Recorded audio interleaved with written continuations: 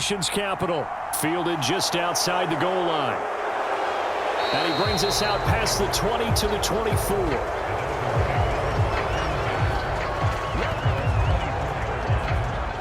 The Dolphins take the field with Tua Tagovailoa, their quarterback from Alabama, at the helm. This is what this man was born for, the big spotlight on the national stage like this. Really, his entire career, he's demonstrated incredible poise, no matter what type of situation his team was in. No situation is too big for him, and you can tell in the way that he takes the field. His self-belief is evident, and he gets the job done in his mind each and every time.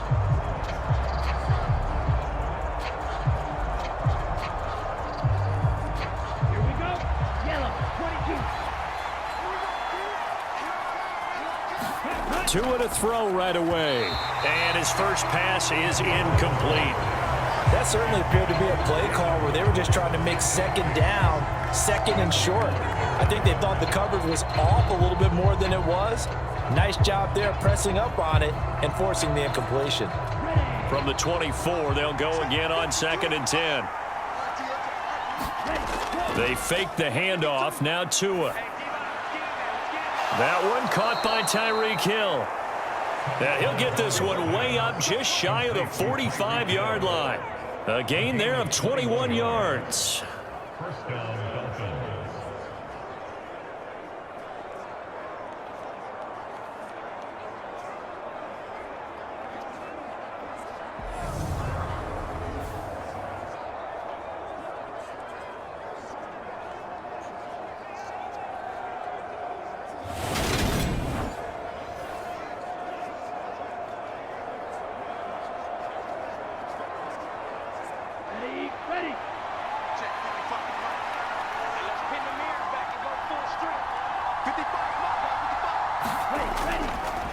They'll run for the first time with Raheem Mostert. And this time they were waiting for him as he'll be knocked out before he can get back to the line of scrimmage. How about Jonathan Allen there pushing upfield to make the stop behind the line? Oftentimes when you see a running back get bunched up in the backfield, it's usually because the defensive tackle is eating up blockers for others to make the play. Not in this case.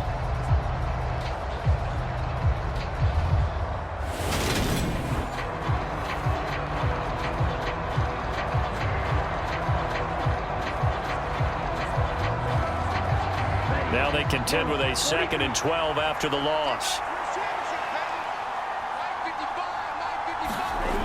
Throwing now is Tagovailoa. This one complete to Jalen Waddle. They'll wind up getting 7 on the play, and it brings up 3rd and 5 now. In so many ways, throwing the hitch route is actually one of the safer things an offense can do. Get the ball out to the receiver as fast as possible, hope he's got man-to-man coverage, and hope that his athleticism wins on the perimeter.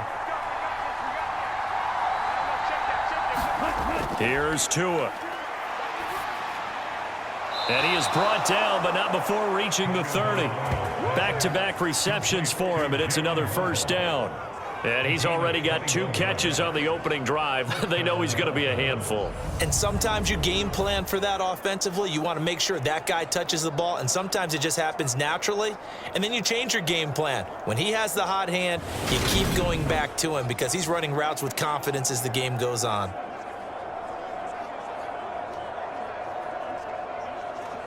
From Commander's territory now, it's 1st and 10 at the 30-yard line. Now Tua. That's complete to his tight end, Mike Gesicki. And they're going to get this down to about the 17-yard line here. A nice gain there to his trusty tight end, and now it's got them thinking opening drive touchdown here as they get into the red zone. And in most cases with your tight end, you feel like you've got a mismatch no matter who's covering him. Is it a small cornerback? Is it a linebacker who may not run as well? In any event, whatever you see, you think that tight end can win that battle. And he'll be stopped after a gain of only a couple down to the 15-yard line. A big part of a middle linebacker's job is being able to take on blocks and then go make plays.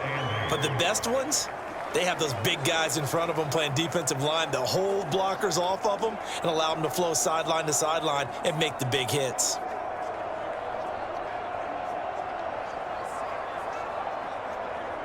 Second down and 8.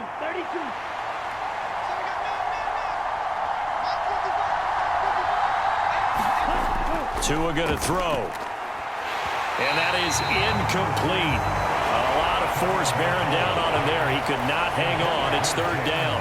It's been a good opening drive offensively thus far, but you know they don't want to waste it and settle for a field goal attempt after that incompletion. So this is a big play coming up here on third down. Out of the huddle now for play number 9 on this drive. This is third down and 8. Here's Tagovailoa to throw. And it's caught. And they corral him just a couple yards shy of the end zone. They're able to convert on third down, and that sets up a first and goal. That's a big conversion there on third down, and this has been a great opening drive. You know, at this point, they'd hate to settle for 3, but they've created a fresh set of downs and a first and goal.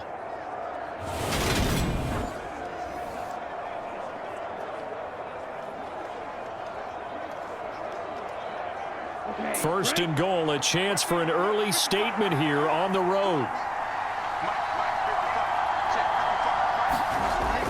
Mostert will take this in for the Dolphin touchdown.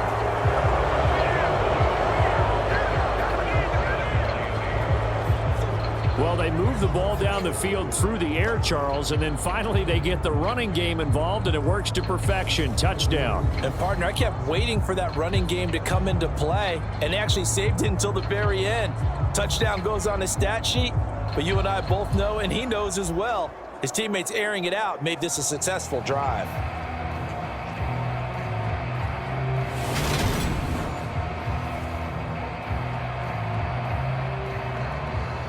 Jason Sanders now for the extra point.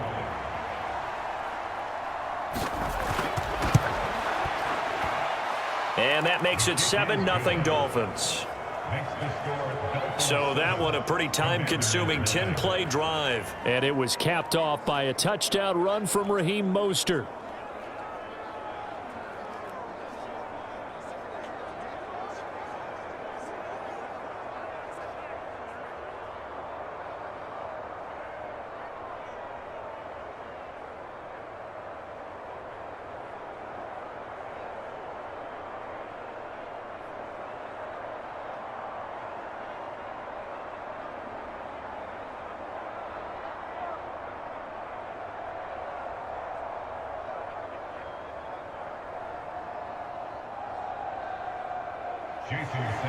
Now after the touchdown, ready to kick it away is Sanders. From a couple yards deep, he'll bring it out of the end zone. And ultimately cannot get this out to the 25-yard line as he's dropped at the 23. So out comes the Washington offense onto the field. As we get a peek at the number 2 overall pick from the 2016 draft, standing at 6'5", Carson Wentz. And when you look at him, you see that he's got all the tools you want in a quarterback. The big frame, the quick release, strong arm, has escapability. The issue sometimes, tries to do too much instead of just taking the throws that are available to him, and occasionally turnovers get him into trouble. Wentz bringing the Commanders up for 1st and 10 at their own 23. Now a play fake. Wentz. And this will be incomplete. Physical play on the football there, and it's 2nd down. So much about defending the pass is being able to be right there at the moment the ball gets to the receiver, and he was right in his hip pocket, helping force that incompletion. Once again, they'll go from the 23-yard line on 2nd and 10. Wentz going to throw. This one complete to Curtis Samuel. And he's taken down, but able to slip across the 35. 15 yards the pickup. 1st down, Washington. We'll see what kind of mindset they have here offensively after giving up the touchdown on the opening drive. And based on our time with them, prior to this game, I feel like they've got a good mindset going in. In fact, the discussion that we had with the coaching staff was, we may give up some points in this game, so our offense has to be ready each and every time to either equal or try and get us ahead and try and keep us ahead. This is their chance to respond to that first touchdown given up. So here's a 1st and 10 at the 38. They'll run for the first time with Antonio Gibson. And that one goes for about 6 as he's taken down just shy of the 45. From the lineman to the guy running with it, that was a well-executed first down by the offense. With 2 shots left to get the first, you can get a little aggressive here on 2nd down if you want and try for some bigger yardage. Working with a 2nd and 4.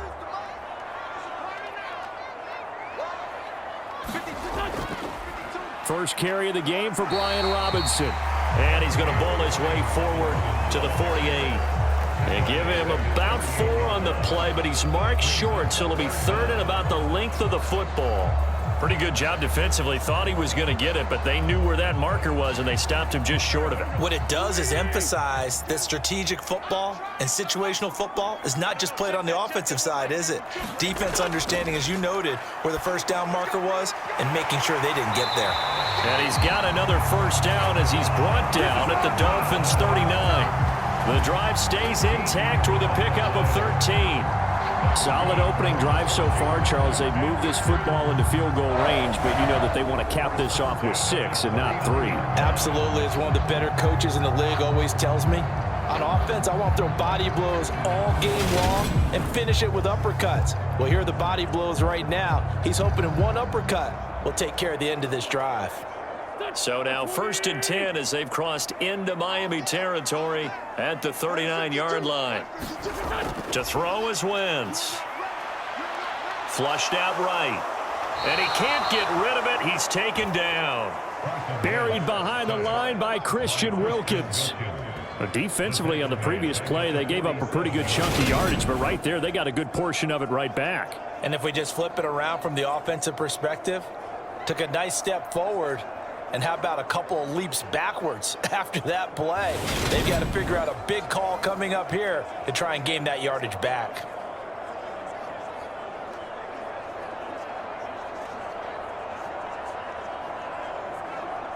Now following the sack, they'll look to make amends on a 2nd down and 17. Now Wentz.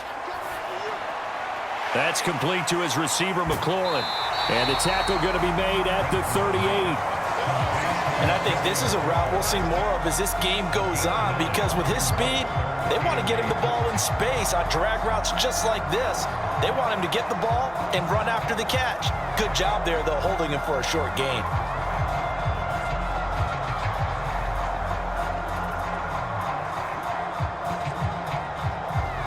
They need to get to the 29 if they want to pick up a first here on 3rd down.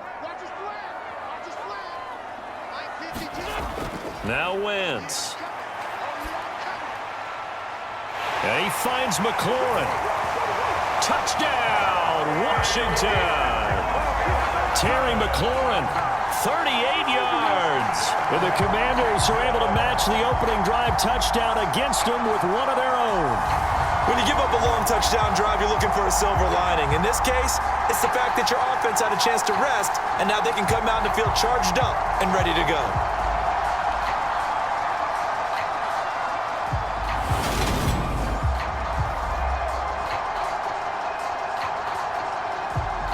Joey Sly on for the extra point.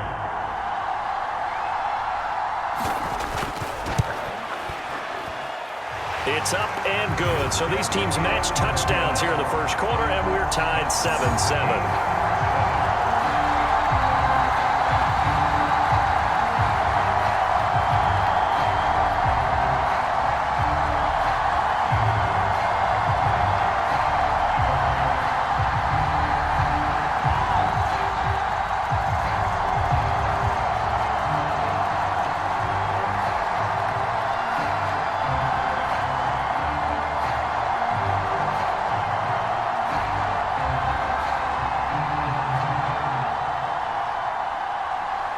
Each team's had it. Each team has scored. 7-7 here as the kick's away. And he'll decide to not bring this one out as their drive will begin at the 25. So Miami coming out for their 2nd drive. This drive here beginning probably with a pair of motivated groups. Remember, the offense scored a touchdown on their last time out. Looking to repeat that in Charles's defense. They were very frustrated after giving up 6 the last time on the field. And frankly, it's just a battle of wills in a lot of ways.